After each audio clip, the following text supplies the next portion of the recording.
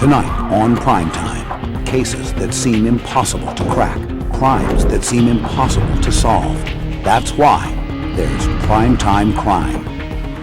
Tonight, human cargo. American teenagers kidnapped. He came up behind us and he grabbed us by the hair.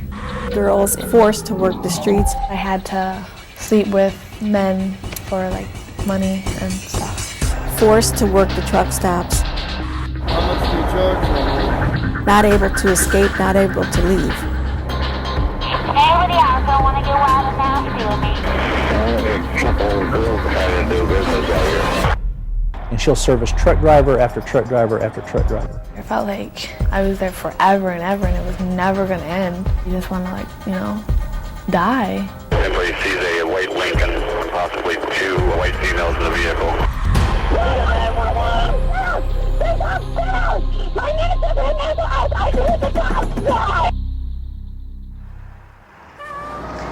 Good evening, I'm Cynthia McFadden. You've passed them dozens of times, probably without a second thought. Truck stops like this one, lit up by neon.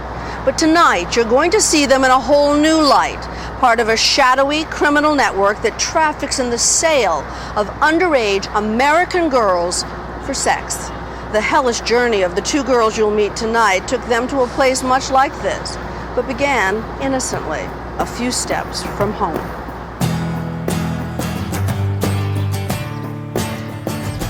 Home is Toledo, Ohio, a typical Midwestern city crisscrossed by interstates. Highways that carry not just cargo, but something far more valuable and vulnerable. Kimberly lives in Toledo. She's a 15-year-old high school freshman. Her best friend is her 14-year-old cousin. We'll call her Carol. The girls grew up together and often went to a local fast food restaurant after school for milkshakes called Frosties. It's a 15-minute walk from home. They came home from school, their chores were done. Stephanie is Kimberly's mother. Dinner was going to be probably about another hour and a half, 2 hours, so yeah, go ahead, go. It's not that far. As you're walking, are you saying, oh, it'd be great to cause some mischief tonight, or any of that kind of stuff? No, I just wanted some Frosties, man. I'm like, oh, dude, I just was in the mood for Frosties really bad. It was a spring afternoon in 2005. Showers likely by morning low 50. It was just getting dark because it was raining, so the sun was blocked by rain clouds, so it was a lot darker than it would have been if it wasn't. So then a white Lincoln pulled up beside of us. In the passenger seat, a man Kimberly thought was the father of one of her classmates. And he said that his name was Mike. At the wheel, an attractive woman she didn't recognize, but she looked harmless.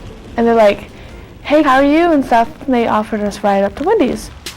All of a sudden, all those warnings they'd heard so many times before flew out the window. My mom's told me a million times, don't get into the car with strangers. But I thought I knew the guy, but it was... And it was raining, and Wendy's was just down the street. And so I stupidly get in, and they pass up Wendy's, and they're like, well, we're going to go get you some Chinese food. And I'm like, okay. I started getting There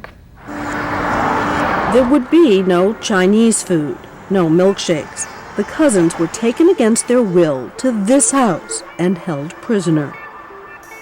so when you get to the house, and he locks the door, and puts on the alarm and says you're not going anywhere, what do? I didn't cry because I didn't want my cousin to see me because she was just so emotionally unstable. All the time she just walked around like, what's going to happen next? She didn't know if they were going to go off or what. So she's 14 and you're 15 and you feel like you have to be the strong one. Yeah, I had to. Terrified, the girls are separated by two women who call themselves Envy and Cashmere. Envy takes me downstairs, and Cashmere takes my cousin upstairs. She explained to me, what I had to do, like that I had to sleep with men for money and stuff. How did she say it to you? She just came out and said it. She's like, she was so comfortable with it. She's just like, yeah, you had to sleep with men for money. And I'm like, what? Does she use the word prostitute? Yeah. She's like, you'll be a prostitute for daddy, what she called him, and she's like, and you have to call him daddy, you know, so. Daddy? You can't even look at his picture. I don't.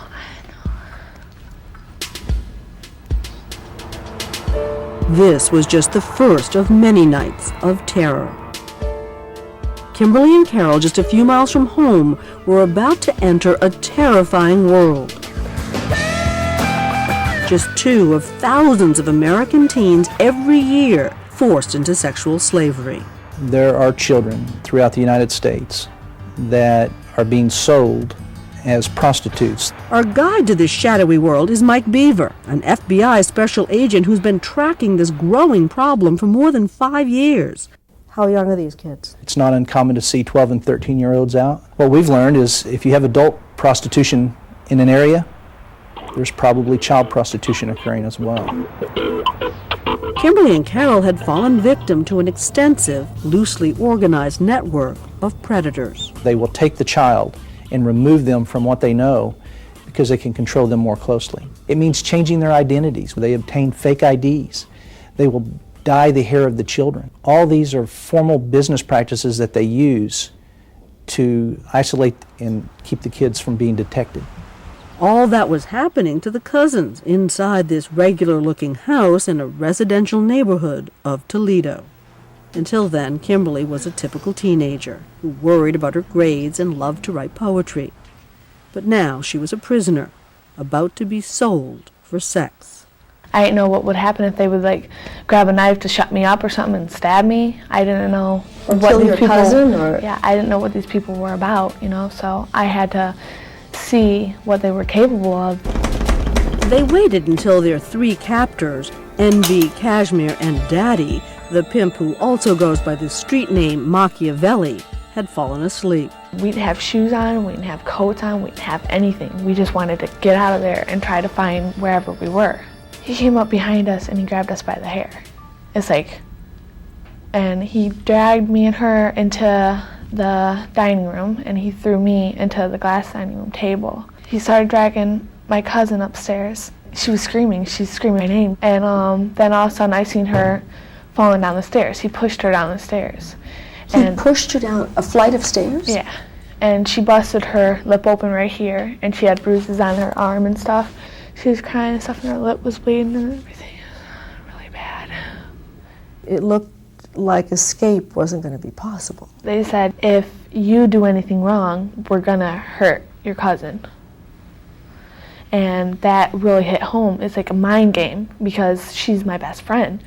And so I didn't want to do anything wrong because I didn't want her hurt. Did they threaten your family as well? They said that if you leave, we know where you live. Back at home, as day turned to night, their parents are growing frantic. It's just getting later and later. 9 o'clock I started really getting worried, you know, because it's dark now. It's raining pretty hard. Kimberly's mother, Stephanie, and Carol's father, David, are brother and sister. Now panicked, they called local police. They came by and they said that they would keep an eye out for them. The police were dismissive, telling them the girls had probably run away and that most of the time teenagers come home after a few days. Stephanie didn't buy it. She could hardly even stay the night at a friend's house. You know, that took her forever to do because she just gets homesick. I mean, I didn't have anything with me, you know, like it was obvious that I didn't run away. We didn't even have our purses. We just were planning on going down there and carrying a bunch of Frosties back. I didn't even have my cow with me. Oh, Moosers. She has a favorite stuffed animal. Oh, yes. Yeah, she doesn't go any place without Moosers. She sleeps with him every night. When you saw that Moosers was still at home, did that make you think? She would have ran away. Moosers would have went, yeah. So a girl who still has a stuffed animal that she takes around is forced to have sex with strangers for money.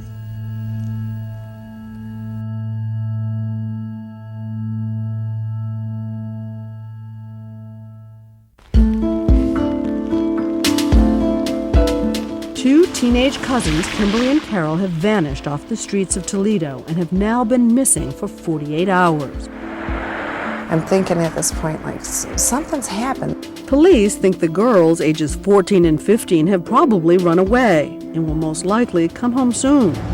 But Kimberly's mother, Stephanie, refuses to just sit and wait and starts to search on her own. I'm calling people. I'm going to other police stations and other sides of town and dropping off photos and just everything I could. Are you getting increasingly frantic? Oh, yes. I was getting very, very nervous. All the while, the girls are being held captive across town in a house less than 6 miles away by a pimp and 2 prostitutes. Kimberly, not her real name, is wearing a wig as a disguise, but she's agreed to tell us her story, a terrifying tale of how indoctrination quickly ends her innocence. Did you actually get new names that you were supposed to refer to yourself as? My cousin was Ambrosia, a type of flower or something, and mine was Heavenly. Yeah, and you'd have to introduce yourself, be like, "Hi, I'm Heavenly," and then have a little saying, like, because I'm heavenly to be with her, I don't know. And it's like, I had to say that, and it was like, oh my God, I just felt so gross. They know their kidnapper as Daddy. He also goes by the name Machiavelli, after the legendary master of manipulation. What they don't know is his real name, Derek Willoughby. He has a long rap sheet for drugs and violent crime, including the alleged kidnapping and sexual assault of a minor that was never prosecuted. Did they provide clothes for you? Derek went out and he got, like, skirts, like what he likes to call shirts. They were like nothing. And very provocative clothing. Yes, yes. How long are you a captive before you have to sleep with someone for money? It was the next day that all 4 of us went to a hotel, and the guy was going to pick one of us, and he picked me. Oral sex? Yeah. Vaginal sex? This is a sort of tender question, and you don't have to answer it, Kimberly, but were you sexually experienced before all of this? One time. That's all. I only did it one time. With a boyfriend? Yes, yes. So you weren't exactly a woman of the world? No, I wasn't at all. It hurt, like, it hurt every single time. But I couldn't say nothing. I couldn't say ow, because they're not thinking, these prostitutes, they do it all the time. The cousins are never left unguarded. Someone is present even when they are forced to have sex. And they never let you alone with the customers? Oh, no. They were watching. I mean, it was so uncomfortable. Would they stay in the room and watch? Yeah. And sometimes the older prostitutes would even join in. And you had to do stuff with the girls, too. Oh, yeah, I had to do something with envy. That was so disgusting. It was like the worst part, really. In fact, it's common for adult prostitutes to supervise what's known as a seasoning period for young victims. Somebody is always walking her to the next date and walking her back. She comes back and she's locked in the apartment with other girls. University of Toledo sociologist Celia Williamson studies the sexual exploitation of teenagers. We've increased community awareness and started a program to help rescue victims. So the reason that a girl who, let's just say, was snatched, doesn't just run to the first police officer, the first person that she sees and says, I'm being held against my will. It's because that pimp says to her, I will hurt your family, I'll hurt your siblings, you better not say anything to anybody. Until she can find a way to escape, make eye contact, tell someone during the seasoning period, she's not going to get away. A 15-year-old high school freshman, not even old enough to drive, is now being schooled as a teen prostitute. So they're giving you the Sex 101 class? Yeah, they're just telling me what to do and what not to do, and like they can't touch you without paying more.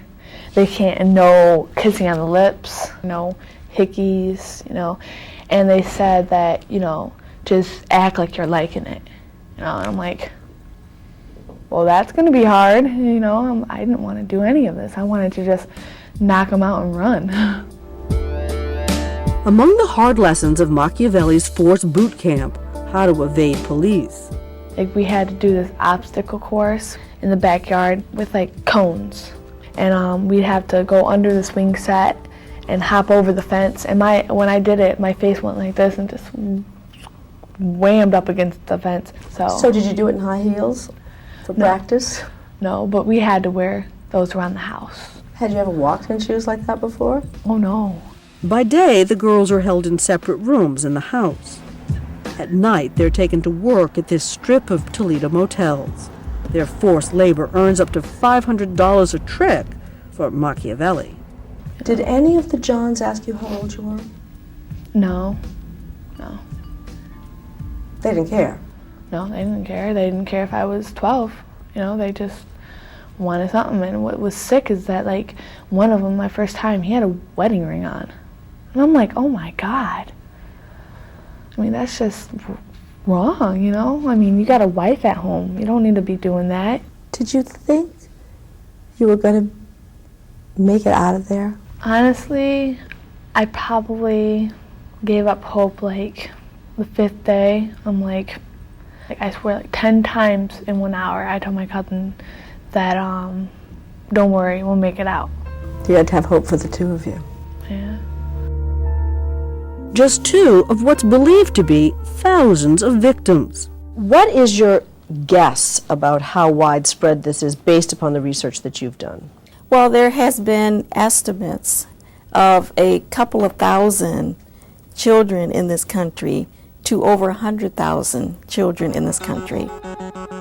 The FBI thinks it's the bigger number, 100,000 minors in America forced to trade sex for money.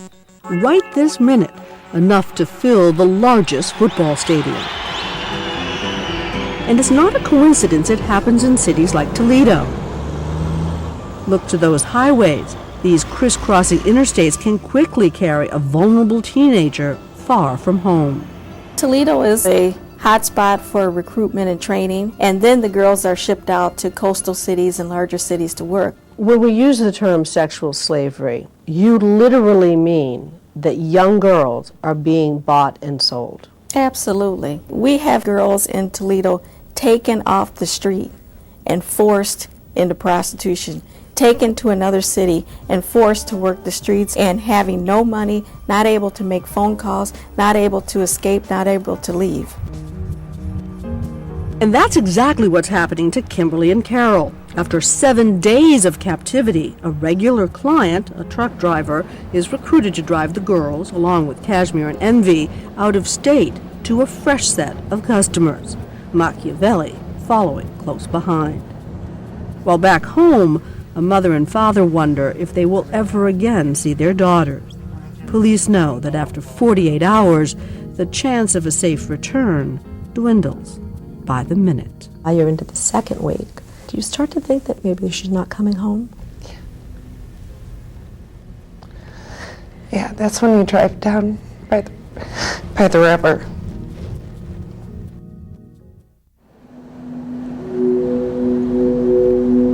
Two teenage cousins kidnapped in Ohio are in an 18-wheeler rumbling towards the Michigan state line.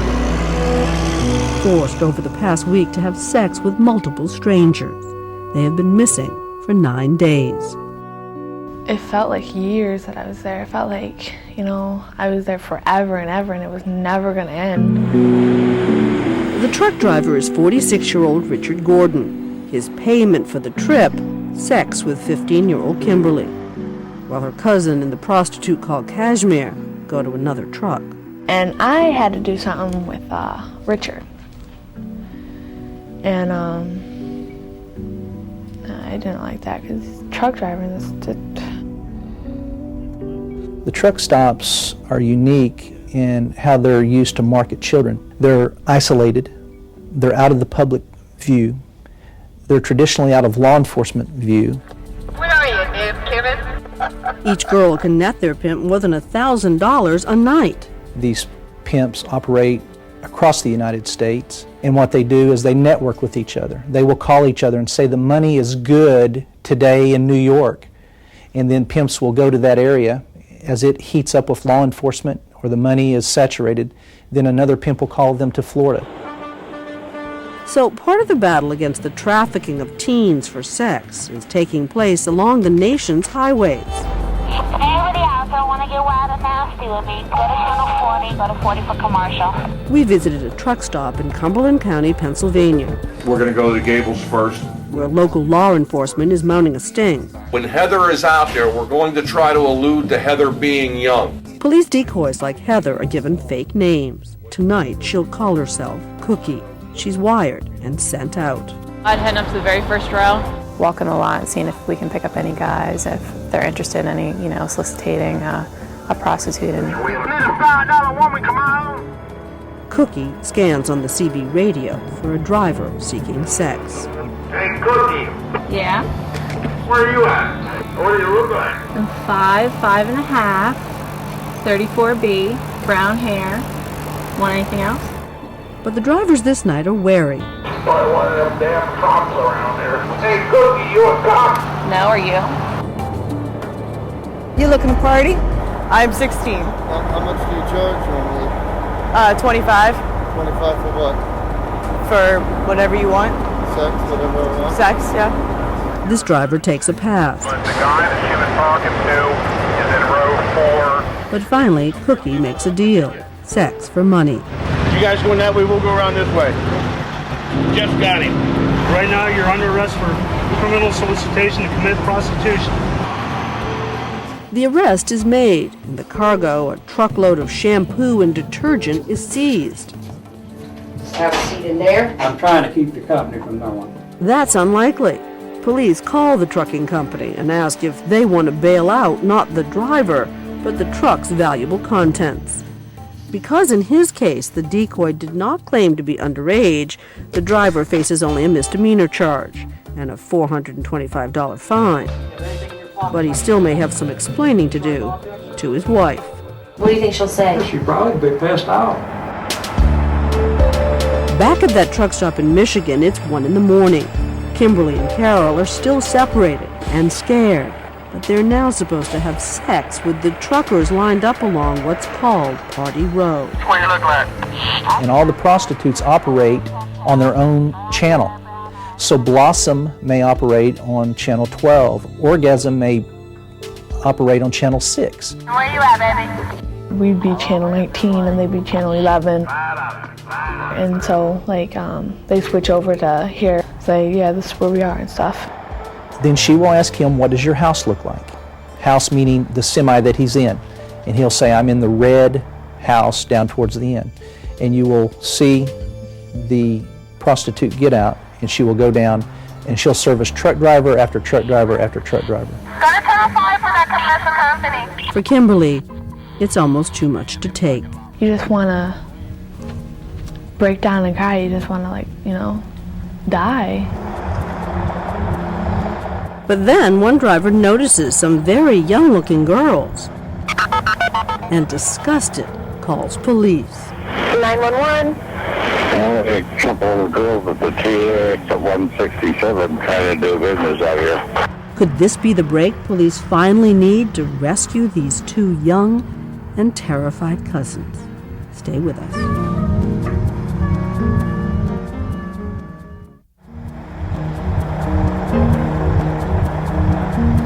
At the TA truck stop, 200 Acre, crosses of Jackson, I-94. In a truck stop off Michigan's busy Interstate 94, a truck driver notices what appears to be two underage prostitutes at work.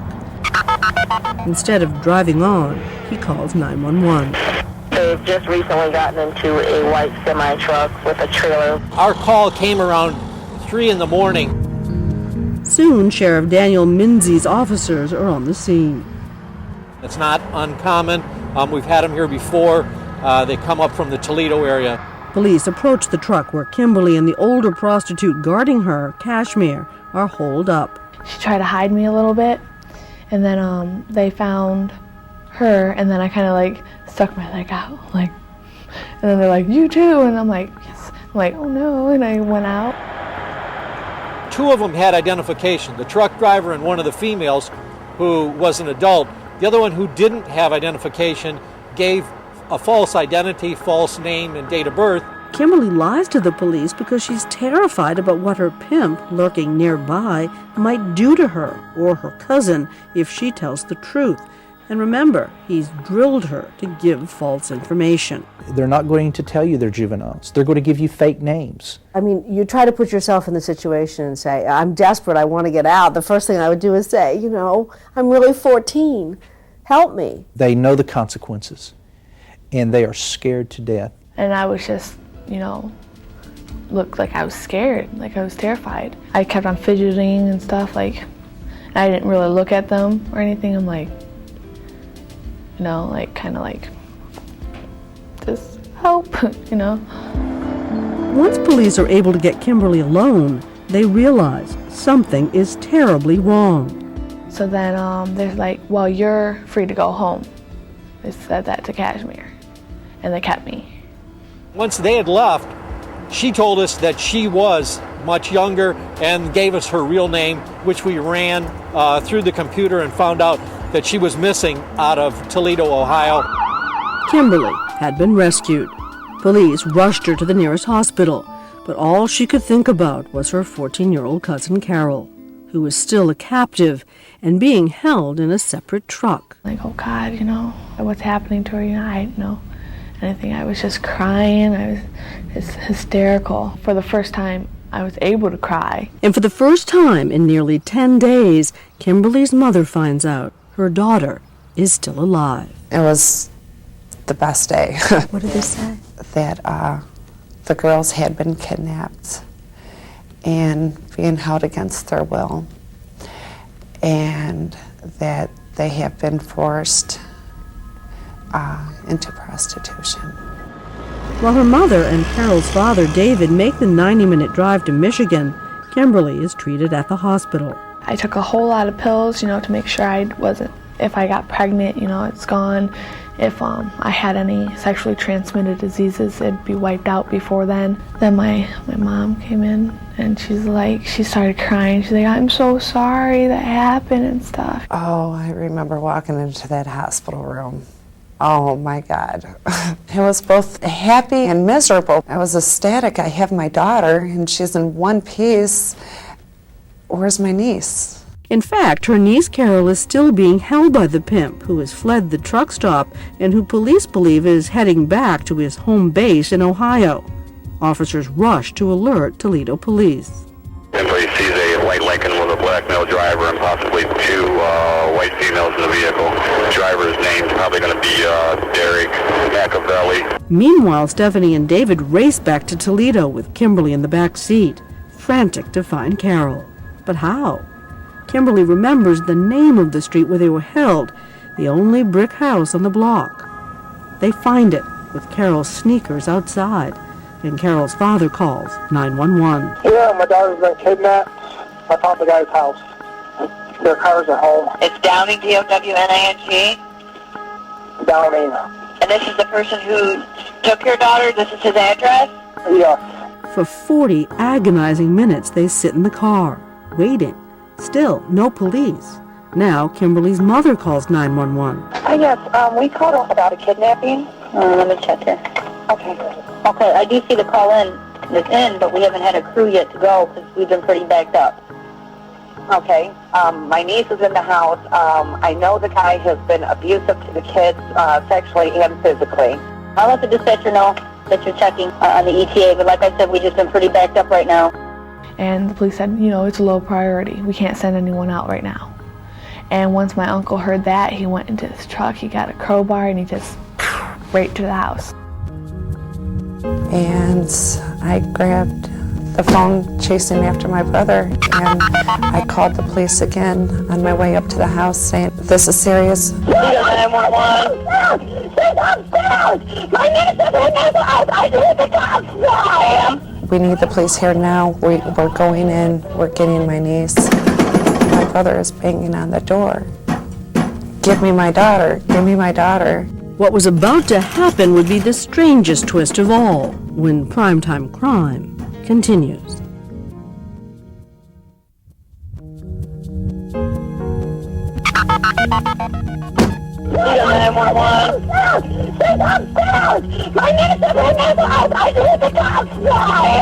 You're hearing the frantic screams of an aunt. She's been waiting for police to come rescue her 14-year-old niece, who's now crying for help from inside this house. But an hour and a half after the first 911 call, police are still nowhere in sight. Ma'am, where are you? I don't know. I don't know. What's the name of the street? Downing. Downing? Yes, get over here. Okay, excuse me? And I hung up the phone, and I told my brother, I said, get in that house. She's screaming for us. With Kimberly in the back seat, Carol's father grabs a crowbar from his car and breaks the front window of the house. He went running upstairs, and I went running behind him, and he tackled the guy, and my brother was beating him with the pipe. And I didn't see my niece, and the window was open. They threw her out the window, out of the second-story bedroom window. Who threw her out the window? Derek. They just threw her out. And my uncle started, fighting with Derek, and my mom started fighting with one of the girls. It's a fight across the street now. There's a guy beating up another guy on the grass. Then a neighbor calls police. Oh my God, she's hitting him with a rock or something. The guy's sitting on him, and then the other people are beating him. Derek had blood on his face, and he was holding my uncle down. And the two girls were like pounding big old rocks into his head and stuff. These people are beating this man. They hitting this rock. His head's all bleeding, and there's no police here yet. In addition to the family's calls, there will be a total of 3 more calls to police by neighbors. But still, no one comes to help. And then I saw my cousin way over there, and I'm like, come here. And she starts running there, and she gets in the back seat. And then we were in the car for about 5 minutes, and then finally the ambulance arrives. In fact, after 7 911 calls, the ambulance and ABC's affiliate WTVG are on the scene before any member of the Toledo Police Department. The man spotted his daughter in the house and started to try to break into the house to recover his daughter. The father on that individual day probably did what any father would do. We asked Toledo Police Chief Mike Navarre why in the world it took so long for police to respond. We answer about 1,000 calls for service every day. And sometimes we get there within seconds. Sometimes it takes several minutes. In fact, it took 93 minutes. Finally, police take everybody to headquarters and question the prostitutes, who say the girls were there voluntarily. Yeah. Nobody forced her to go up. She was excited and happy and all that shit. I mean, she wasn't acting scared. And there was nobody held them against her? No, and them girls knew that if they wanted to leave, that they could leave. Did you have to watch the girls in the house or anything? We're not holding here. We're not holding you here. There goes the door. If you ever want to leave, leave. Police also questioned pimp Derek Willoughby, who at first claims to be a clothing salesman. That's what I'm doing, selling the clothes. Well, I said anything else? No, that's it. Nothing else? Nothing else. So who are these two girls, Brandy and Jennifer? They're friends of mine. But after an hour... All right, so let's stop playing games. All right? We're going to stop. I know who Cashmere is. I know who Envy is, okay? I know what you do. You're probably going to end up getting charged with kidnapping, 2 counts of kidnapping, okay? 2 counts of compelling prostitution.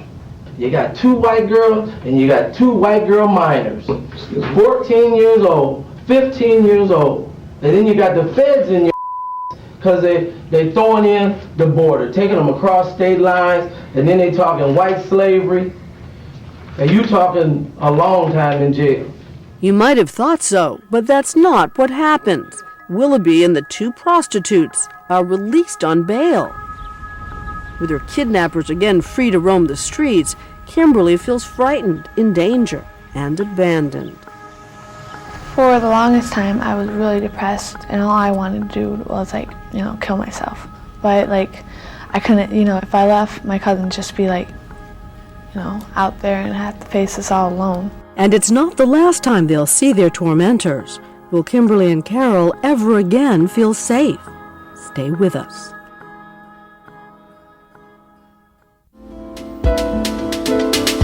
In the months after being kidnapped and forced into sexual slavery, Kimberly and Carol endured a kind of agonizing limbo. Their captors free to roam the streets of Toledo. 14-year-old Carol even ran into them at the local mall. Her and Envy, like, face to face, like me and you, face to face, and they're like, this, looked at each other, and they both turned around and started walking away. So she goes out in the car and she calls me up, and she told me, I'm like, what, and stuff, and I'm panicking because I'm like, oh God, oh God, oh God. And I'm like, lock the door, and get down. But 7 months after the girls were snatched off the street, a federal grand jury finally indicts Derek Willoughby and the 3 other adults on multiple charges. The 2 men and 2 women transported the minors from Toledo to a Michigan truck stop where they were sold as sex slaves and beaten up. The prosecution was part of a nationwide FBI roundup of sex traffickers in which 31 people were charged. More than 30 child victims were identified. 9 of them, including Kimberly and Carol, were from Toledo.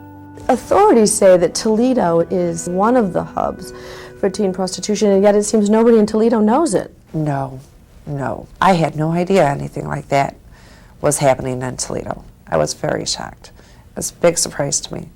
Big surprise to everybody I know. Now, with her captors in federal custody, Carol feels able to talk to us. I was really scared because I never imagined that would happen to me. But she's still frightened enough that she asks to wear a wig as a disguise. I'm doing a lot better now that I'm in counseling for it and everything.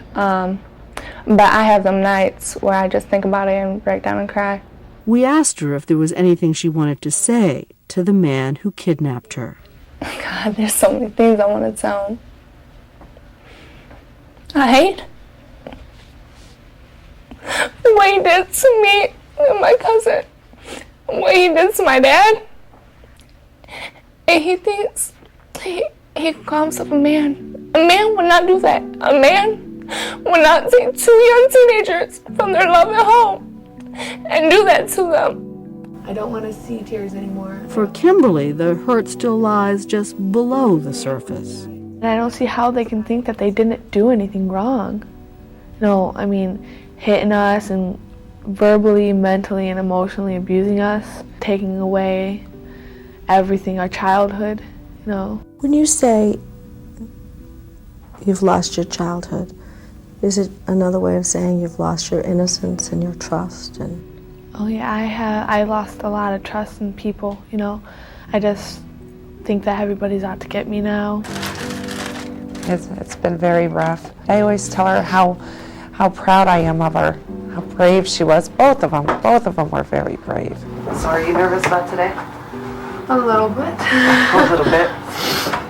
This is finally going to be over. We were there the day Kim and her mother got ready to take the long ride back to Michigan to testify against her captors, the people who forced her into committing a series of degrading sexual acts.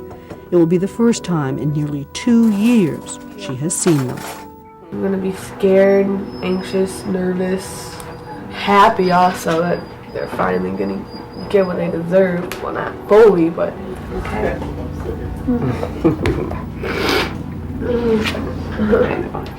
You ready? You're not going to let them win. No, they can't, because then they're just going to get away with it. I mean, if they go free, that's just injustice. Outside court with her mother and her uncle, who's still recuperating from his beating, Kimberly reads us some of what she will tell the judge. I wish that they get the most time in jail, like I was in jail from them. They hurt me and my cousin physically, emotionally, and mentally. They don't need a chance to do this to any other girls. Finally, over. Pimp Derek Willoughby pled guilty to trafficking minors across state lines for prostitution and was sentenced to 8 years in federal prison. The prostitutes, Brandy Shope, known as Envy, and Jennifer Husky, called Cashmere, are sentenced to 6.5 years in prison. And truck driver Richard Gordon gets 5 years. You're still scared. I don't want them to get out, because if they get out, I don't know if they'll find me. I mean, they found me once, you know. I mean, I know there's going to be them nights where I'm just going to be thinking about it, but I'm moving on with my life slowly but surely. Yeah. The quiver in her lip tells how hard it is. I mean, you feel like crap. You feel like you lose your self-respect. How do you get it back? Hopefully doing this today, you know, letting other girls know, watch out. So hopefully I help somebody. And I told my story so that people can watch out for themselves. And the federal government is also watching out for girls like Kimberly and Carol. Just a few weeks ago, an FBI sting operation cracked down on prostitution rings in 16 cities and rescued 21 children from this 21st century slavery. To find out more about the government's Innocence Lost initiative and how you can keep your kids safe, go to our website at abcnews.com. Hope you'll join me later after your local news for Nightline. I'm Cynthia McFadden from all of us at Primetime and ABC News. Good night.